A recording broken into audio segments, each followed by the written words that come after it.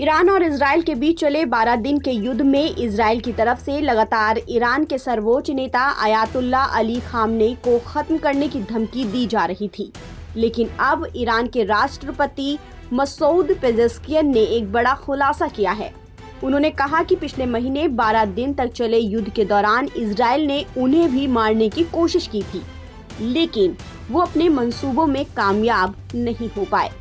ईरानी राष्ट्रपति के इस बयान ने एक बार फिर पश्चिम एशिया में बढ़ते तनाव को उजागर कर दिया है।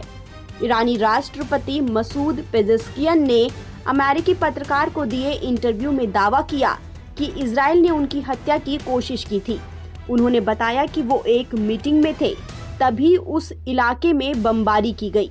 इसके साथ ही राष्ट्रपति ने ये भी कहा कि इस हमले में अमेरिका की कोई भूमिका नहीं थी। उन्होंने सीधे तौर पर इजराइल को इसके लिए जिम्मेदार ठहराया। आपको बता दें कि इजराइल की सैन्य नीति हमेशा से ये रही है कि वो जिस मुल्क या संगठन के साथ जंग लड़ता है उसके टॉप लीडर को खत्म करता है।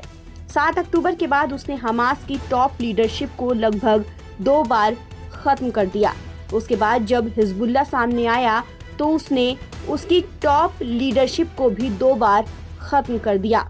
ईरान के साथ भी लड़ाई में इजराइल की यही रणनीति थी, लेकिन इजराइल अपनी नीति में कामयाब नहीं हो पाया।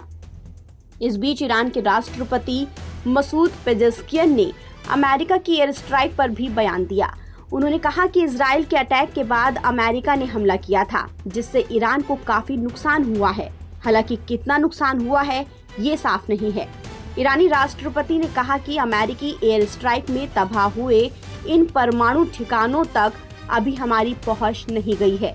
वहां तक पहुंचने के लिए अभी इंतजार करना होगा। ईरान संयुक्त राष्ट्र न्यूक्लियर वॉचडॉग के साथ सहयोग की समीक्षा के लिए तैयार है, लेकिन अभी तक तबाह हुए न्यूक्लियर ठिकानों का निरीक्षण नहीं कर सके हैं। उन्होंने परमाणु ठिकानों को लेकर ये भी कहा कि अभी हमारी पहुंच वहां तक नहीं है, लेकिन जब एक्सेस मिल जाएगा तो पड़ताल की जाएगी। बता दें कि इजराइल ने ईरान के परमाणु ठिकानों पर सबसे पहले हमला किया था। इसके जवाब में ईरान ने इजराइल में तबाही मचा दी थी। उसने ड्रोन और मिसाइलों के जरिए अटैक किया। इस बीच अमेरिका भी आ गया। उसने भी ईरान के परमाणु ठिकानों को नुकसान पहुंचाया, लेकिन जब ईरान ने जवाब दिया तो युद्ध की दिशा बदल गई थी। इसके बाद सीज फायर पर सहमति बन गई और युद्ध खत्म हो गया। लेकिन इस युद्ध में ईरान को बहुत नुकसान हुआ।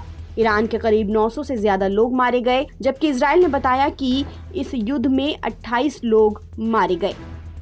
ताज़ा अपडेट के लिए आप बने रहिए नवभारत टाइम्स के साथ।